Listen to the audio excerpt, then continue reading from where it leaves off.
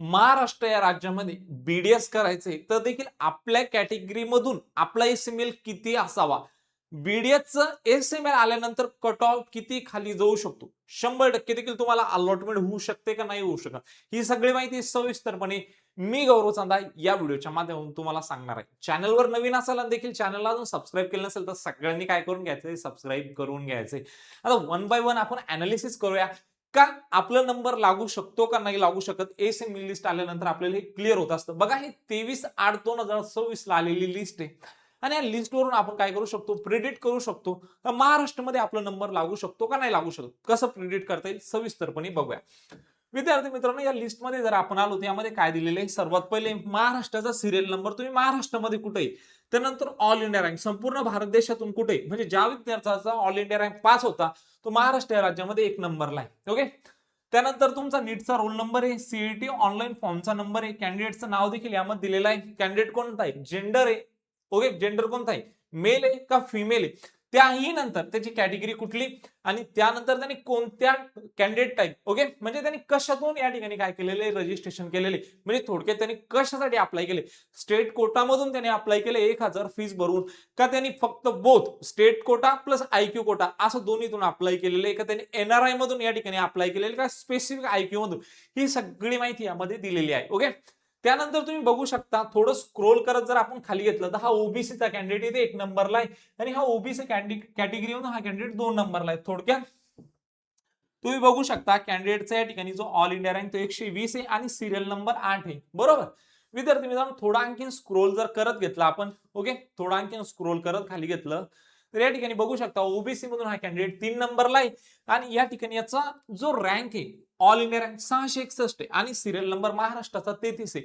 तुम्ही आणखीन यामध्ये बघू शकता वेगवेगळे कॅटेगरीचं सगळ्या गोष्टी यामध्ये दिलेल्या आहेत. ओके, जसं की तुम्ही बघू शकता ओबीसी मधून हा 8 नंबरला आहे आणि हा कॅन्डिडेट एससीबीसी मधून 2 नंबरला आहे, एससीबीसी मधून 2 नंबरला आहे आणि याचा जो ऑल इंडिया रँक किती 848 आहे आणि या ठिकाणी सिरियल नंबर किती याचा 44 आहे. म्हणजे थोडक्यात या लिस्ट मधून आपला कॅटेगरीचा रँक किती असावा जेणेकरून महाराष्ट्र या राज्यामध्ये आपल्याला काय होऊन जाणार, बीडीएस साठी अलॉटमेंट होऊन जाणार, ही सविस्तरपणे आपण या व्हिडिओच्या माध्यमातून बघतोय. माहिती आवडत असेल तर फक्त चॅनलला लाईक करायचंय. आता बघा सगळ्यात पहिले जे अलॉटमेंट होते आपल्या कॅटेगरीमधून होते आणि कॅटेगरीच्या जर जागा भरल्या असेल तर आपल्याला ओपन कोट्यामधून सीट अलॉटमेंट होते जर आपला स्कोर चांगला असेल तर. जो एमबीबीएसचा व्हिडिओ घेतलाय मी त्यामध्ये सविस्तरपणे देखील ही माहिती तुम्हाला सविस्तरपणे सांगितली आहे. ओके, तर तुम्ही चेक करायचे. आपले 2 चॅनल आहे, एक नेक्स्ट स्टेप महाराष्ट्र, एक नेक्स्ट स्टेप अकॅडमी. आता बघा एससी कॅटेगरी असेल सर्वात पहिले ज्या टोटल जागा आहे त्या जागा किती आपण 1 बाय 1 या ठिकाणी कॅल्क्युलेट करूया. ओके, यासाठी मला माझा मोबाईल फोन आहे या ठिकाणी त्याला काय करावं लागणार आहे, त्याची थोडीशी मदत घ्यावी लागणार आहे कारण यामध्ये आपलं कॅल्क्युलेटर. आता सिम्पली आपल्याला काय करायचंय, हा सीट मॅट्रिक्स आहे मित्रांनो. सीट मॅट्रिक्स मध्ये काय असतं, कोणत्या कॉलेजला किती जागा, आपल्या कॅटेगरीवरून किती सीट या ठिकाणी डिस्ट्रीब्यूट केलेल्या असतात, ही सगळी संपूर्ण माहिती असते. ओके, हे जर या ठिकाणी जर विचार केला, ओके गव्हर्नमेंट कॉलेजचं, गव्हर्नमेंटला जनरलच्या जागा किती आहे, ओके एससी साठी जनरलच्या जागा गव्हर्नमेंट कॉलेजसाठी विचार केलं, ओके गव्हर्नमेंट साठी जनरलच्या जागा किती या ठिकाणी बघूया आपण. ओके 27, ओके 27 कशाच्या आहे, जनरलच्या आहे. ओके, वुमनच्या किती आहे, वुमनच्या 12 आहे. ओके, वुमनच्या 12 आहे. हे कोणाच्या आहे, वुमनच्या. मग आपल्याला सेमी गव्हर्नमेंटच्या कॅल्क्युलेट करावं लागतील. ओके, सेमी गव्हर्नमेंटच्या किती या ठिकाणी, सेमी गव्हर्नमेंटच्या एससीच्या 105 जागा आहे. ओके, आता हे सेमीसाठी, सेमीसाठी किती आहे 105, 105 बरोबर. त्यानंतर 105 आणि वुमन साठी किती 45, वुमन साठी किती 45. आता सर्वात महत्वाचा का एससी या कॅटेगरीसाठी बीडीएस ला जर नंबर लावायचा तर आपला कॅटेगरीचा एसएमएल किती असावा, तर यासाठी आपल्याला आपल्या फोनची काय घ्यावं लागणार, मदत घ्यावं लागणार. त्यासाठी कॅल्क्युलेटर मी देखील ओपन करतोय. आता विद्यार्थी मित्रांनो 27 प्लस 12 ओके प्लस 105 आणि प्लस 45 म्हणजे थोडक्यात 189 आकडा येतोय. पण मग 189 एसएमएल च्या पेक्षा जास्त लागणार. ते कसं, याच्यावरचे जे मुलं आहे त्यांचं सिलेक्शन एमबीबीएस मध्ये झालंय, मग एमबीबीएसच्या एससीच्या किती जागा आहे त्या मुलांचं ते सिलेक्शन किती होतोय. बघा हे जर आपण या ठिकाणी परफेक्ट अनालिसिस केलं तर एससी या कॅटेगरी मधून ओके गव्हर्नमेंटच्या मेलच्या 396 जागा आहे, फिमेलच्या 186 जागा आहे, प्रायव्हेट कॉलेजला मेलच्या 139 आहे आणि सेमी गव्हर्नमेंटच्या कॉलेजला 60 आहे. थोडक्यात 781 जागा आहे. मग आपल्याला यामध्ये काय करावं लागणार, 189 मध्ये आपल्याला थोडक्यात 781 ऍड करावे लागणार. ओके 781. तर 970. ओके, 970 जर तुमचा या ठिकाणी काय येत असेल, एसएमएल येत असेल, तर 100% एससी जर तुमची कॅटेगरी असेल तर तुम्हाला या ठिकाणी काय होऊन जाणार, अलॉटमेंट होऊन जाणार. कशाला, बीडीएस साठी. ओके, याच्यावरून हा कट ऑफ दरवर्षी कम होतो. ओके, खूप कमी जातो. ओके, हा एसएमएल आणखी थोडं तुम्हाला खाली जाताना दिसेल, कारण बरेचसे विद्यार्थी हे काउन्सिलिंग मध्ये चुकतात, चॉईस फिलिंग व्यवस्थित करत नाही. ओके, रॅन्डम कॉलेजेसला प्रिफरन्स देतात, राऊंडचे नियम देखील माहित नसतात आणि या ठिकाणी काय होतात, बाद होता.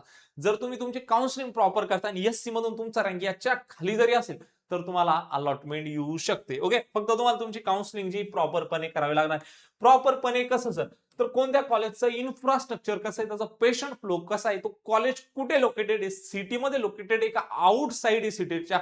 ओके, त्यानंतर त्या कॉलेजला देखील पेशंट किती येतात, डेली ओपीडी किती चालते, या सगळ्या गोष्टी तुम्हाला माहित असायला पाहिजे. ओके, आणि त्याहूनही महत्वाचं, तुम्ही कॉलेजला कसं कशाच्या बेसिसवरून प्राधान्य देतात. बघा, ही आमची या ठिकाणी कॉलेजची लिस्ट असते बघा. ओके, यामध्ये कॉलेजचं चॉईस नंबर, ओके, कॉलेजला काय करून दिलेले, सिटी वाईज अरेंज करून दिलेले. ओके, तो कोणता कॉलेज आहे, त्याची अॅन्युअल फीस किती, open, OBC, SCBC, SC ST मधून किती कट ऑफ जातोय. ओके, हे फक्त एक जनरल डेमो आहे. ओके, ही कट ऑफ ची लिस्ट आहे. रँकिंग वाईज लिस्ट वेगळी असते, जसं की छत्रपती संभाजीनगर आहे. छत्रपती संभाजीनगर मध्ये खूप सारे कॉलेजेस आहे, पण इथून वैजापूर खूप लांब आहे आणि वैजापूरचं कॉलेज कशामध्ये, तो छत्रपती संभाजीनगर. म्हणजे कॉलेज कुठे आहे, त्याचा प्रॉपर ऍड्रेस काय हे तुम्हाला माहित नाही, आवश्यक आहे. संभाजीनगरचं म्हणून तुम्ही प्राधान्य द्या, तो वैजापूरला कॉलेज असं पण होतो. ओके, किंवा तुम्ही छत्रपती संभाजीनगरचं एखादं कॉलेज आहे, तो तिथून 30 किलोमीटर लांब अंतरावरती, मग तुम्हाला ते प्रॉपर या ठिकाणी सिटी पासून किती लांब याचं पण माहिती असायला पाहिजे, जे की आमच्या लिस्ट मधून तुम्हाला मिळते. जर तुम्ही आमची लिस्ट जर तुम्हाला पाहिजे असेल तर 5,000 रुपये फीस आहे शेवटपर्यंत. पहिल्या, दुसऱ्या, तिसऱ्या, अगदी 4थ्या राऊंड पर्यंत आपण वेगवेगळी लिस्ट देत असतो. सर वेगवेगळी का, तर कॉलेजेस वाईज, राऊंड वाईज काय होतात, कॉलेजेसचे कट ऑफ चेंज होतात. ओके, पहिल्या राऊंडची सिलेक्शन लिस्ट आली तर कोणत्या कॉलेजला किती एसएमएल वरती अलॉटमेंट झाली, किती ऑल इंडिया रँक वरती, किती स्कोर वरती, हे सगळ्या गोष्टी आपण आपल्या लिस्ट मधून सांगत असतो. आणि जर आमच्याकडे काउन्सिलिंग जॉईन करता तर 8,000 रुपये आमची फीस आहे. छत्रपती संभाजीनगरला आमचं ऑफिस आहे. तुम्ही बघत असाल एवढे डिटेल जे आपण अनालिसिस करतो हे कोणीच करत नाही. आता बघा, एसटीचा जर विचार केला, एसटी कॅन्डिडेटला या ठिकाणी काय करायचंय, बीडीएस करायचं, तर मग देखील किती स्कोर लागणार. ओके, तर आता मी फास्ट या ठिकाणी कॅल्क्युलेट करणार आहे. ओके, जास्त वेळ घेणार नाहीये. आता बघा, आपण जर या ठिकाणी गुगल क्रोम वरती आलो तर एसटी, आता एसटीच्या ह्या या ठिकाणी काय सीट आहे बघा, कोणत्या कॉलेजेसच्या या, तर ह्या जे सीट आहे तुमच्या, हे सेमी गव्हर्नमेंट कॉलेजच्या आहे. ओके, तर या ठिकाणी जागा आपण कॅल्क्युलेट करूया. एसटी साठी किती लागणार, 56 प्लस 24. ओके, सेमी गव्हर्नमेंटच्या आणि गव्हर्नमेंटचा जर विचार केला तर एसटीच्या किती आहे, जनरलच्या 13 जागा आहे, वुमनच्या 7 जागा आहे. ओके, किती झाली, 100. ओके, 100 आणि 421 मुलांचं एमबीबीएस ला अलॉटमेंट होऊन जाणार. तर 421 मला याच्यात ऍड करावे लागेल, म्हणजे 521. ओके, जर तुमचं एसएमएल तुमच्या कॅटेगरीतून 521 येत असेल तर तुम्हाला बीडीएस ला अलॉटमेंट होणार म्हणजे होणार. बरेचसे विद्यार्थी बीडीएसचा कोर्स नंतर सोडून बीएमएस मध्ये जातात. ओके, थोडक्यात सीट ब्लॉक करून टाकतात ते तिसऱ्या राऊंड पर्यंत. 4थ्या राऊंडला बीडीएसचा कट ऑफ खूप कमी जातो. ओके, पण हे 100% याच्या आज जर येत असाल तर 100% काय होऊन जाणार आहे, अलॉटमेंट होऊन जाणार आहे. ओके, हे झालं एसटी साठी. आता नेक्स्ट कॅटेगरी आपल्याला बघायची. ओके, व्हीजे कॅटेगरीसाठी आपण कॅल्क्युलेट करूया. ओके, व्हीजे कॅटेगरीसाठी आपण कॅल्क्युलेट करूया.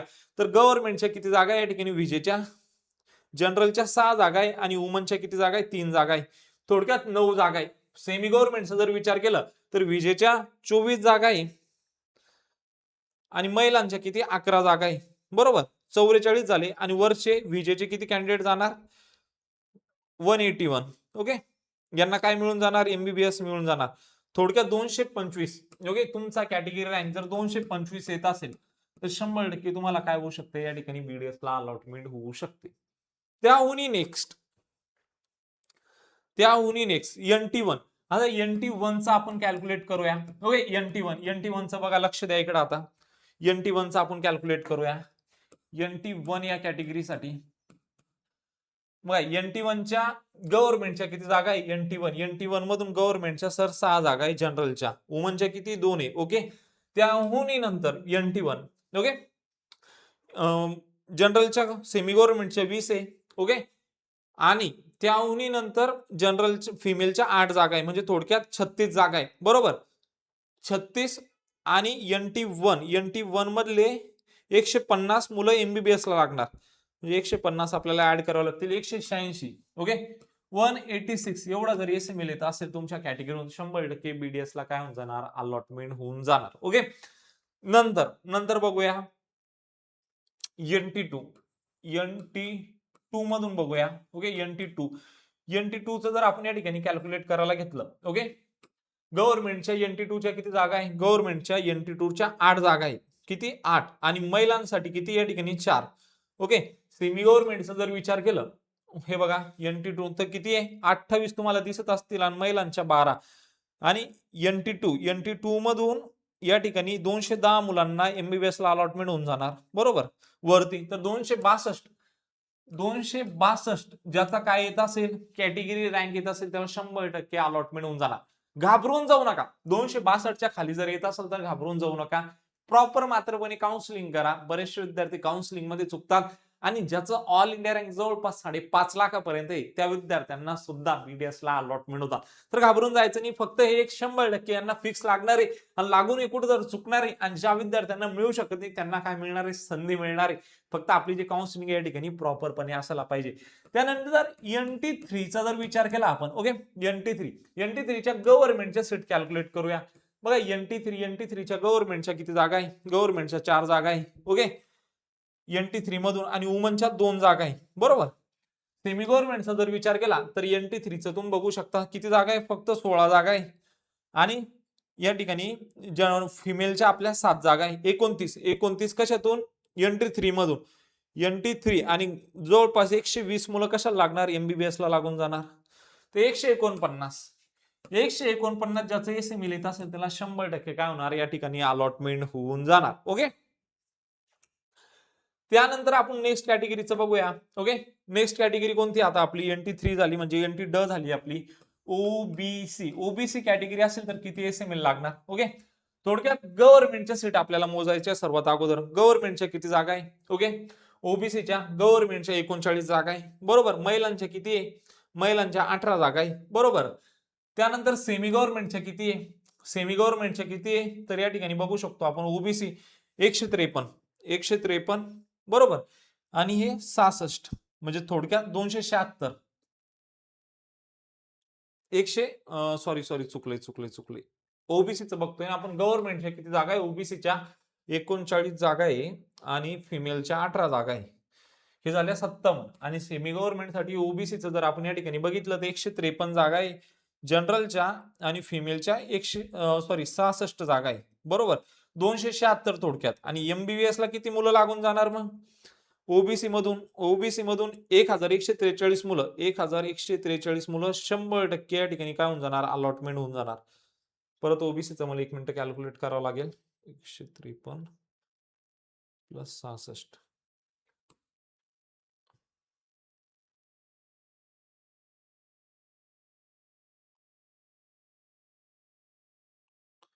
म्हणजे ज्याचं 1419 एवढा कॅटेगरी रँक येत असेल त्याला 100% पहिल्याच राऊंडला काय होऊन जाणार, अलॉटमेंट होऊन जाणार. ओके, हे झालं ओबीसी साठी. आता त्याच्यानंतर SEBC चा जर विचार केला, ओके, SEBC चा जर विचार केला तर बघू शकता गव्हर्नमेंटच्या जागा आहे SEBCच्या किती आहे, SEBC किती 103, गव्हर्नमेंटच्या किती जागा आहे, 103 जागा आहे, 103. महिलांसाठी देखील 48 जागा राखीव आहे.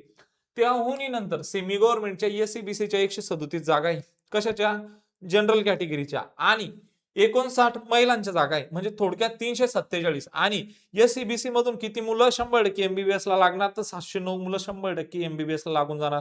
त्याच्यात 709 जर आपण ऍड केलं तर 1056. ओके, 1056 ज्याचा एसएमएल येत असेल या कॅटेगरीतून त्याला 100% अलॉटमेंट होऊन जाणार. त्याहूनही नंतर विद्यार्थी मित्रांनो, जर माहिती आवडत असेल तर फक्त लाईक करा, कारण हे पेड मेंबर साठी असतं, पण तुम्ही सगळे आपलेच येऊ. आज जर तुम्ही आमच्याकडे ऍडमिशन घेऊ शकत नाही, पण उद्याला तर तुम्ही आम्हाला ऍडमिशन देऊ शकता ना, बरोबर आहे का नाही. म्हणून आम्हाला आणि काय, फक्त एक तुम्हाला जर चांगलं कॉलेज लागलं आमच्यामुळे तर तुम्ही 4 लोकांना आणखीन सांगसाल. आम्ही नेक्स्ट स्टेप अकॅडमी कडून आमची काउन्सिलिंग केलेली होती. ओके, तर त्यासाठी हे सगळ्या गोष्टी चालू आहे.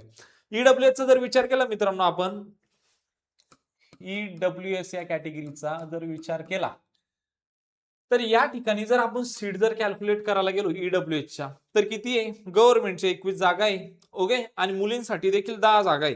सेमी गव्हर्नमेंटचा जर विचार केला तर सेमी गव्हर्नमेंटच्या ईडब्ल्यूएचच्या 0 जागा आहे, ओके. आणि थोडक्यात या ठिकाणी 447 मुलं कन्फर्म आहे जे एमबीबीएस ला लागणार, म्हणजे 478 जर तुमचा एसीएमएल येत असेल तुमच्या कॅटेगरीतून तर 100% तुम्हाला काय मिळू शकतो, एमबीबीएसचं कॉलेज या ठिकाणी मिळू शकतं, ओके. नेक्स्ट आता आपल्याला बघायचंय ओपनचं, कारण एक गोष्ट लक्षात घ्या, ईडब्ल्यूएचच्या सेमी गव्हर्नमेंट कॉलेजेसच्या ज्या जागा आहे ते 0 आहे, ओके, या ठिकाणी बघू शकता. ओपनचं जर बघितलं गव्हर्नमेंटच्या ज्या जागा आहे, ओके, गव्हर्नमेंट बीडीएस कॉलेजला किती जागा आहे ओपनच्या, 46 जागा आहे मुलांच्या आणि मुलींच्या, आणि स्पेशल रिझर्वच्या मुलींच्या जागा आहे ते 23 आहे, थोडक्यात 69. आणि सेमी गव्हर्नमेंट कॉलेजसाठी जर आपण कॅल्क्युलेट करायला गेलो, ओके, तर या ठिकाणी ज्या टोटल जागा आहे त्या किती आहे, 889 आहे, 889, आणि प्लस मुलींच्या किती 380, थोडक्यात 1328, ओके. आणि याहून एमबीबीएस ला किती मुलं लागून जाणार मित्रांनो, 2844, म्हणजे जर 4182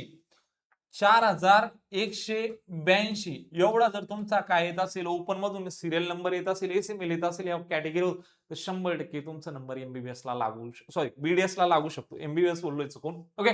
त्यामुळे नंतर सर आमच्या कॅटेगरीचे तर खूप कमी जागा आहे, मग आम्हाला अलॉटमेंट कशी होणार, तर तुमच्या कॅटेगरीच्या जर कमी जागा असेल तर तुम्हाला ओपन मधून अलॉटमेंट होणार. सर थोडक्यात सांगा,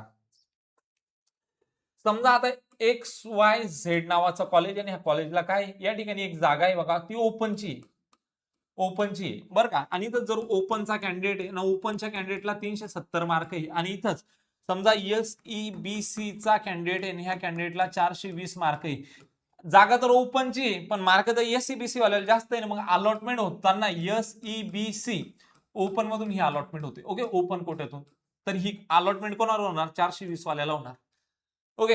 त्याहून नंतर जर ही मुलींची जर जागा राहिली असती तर वुमनची जर जागा राहिली असती, ओके, वुमनची जर जागा राहिली असती, ओके, आणि समजा ही ओपन वाली ही मुलगी समजा आता, ओके, आणि ही रिझर्व वाला मुलगा आहे मेल, तर ही जी सीट आहे ह्या 370 वाल्याला मिळाली असती, ओके, 370 वाल्याला.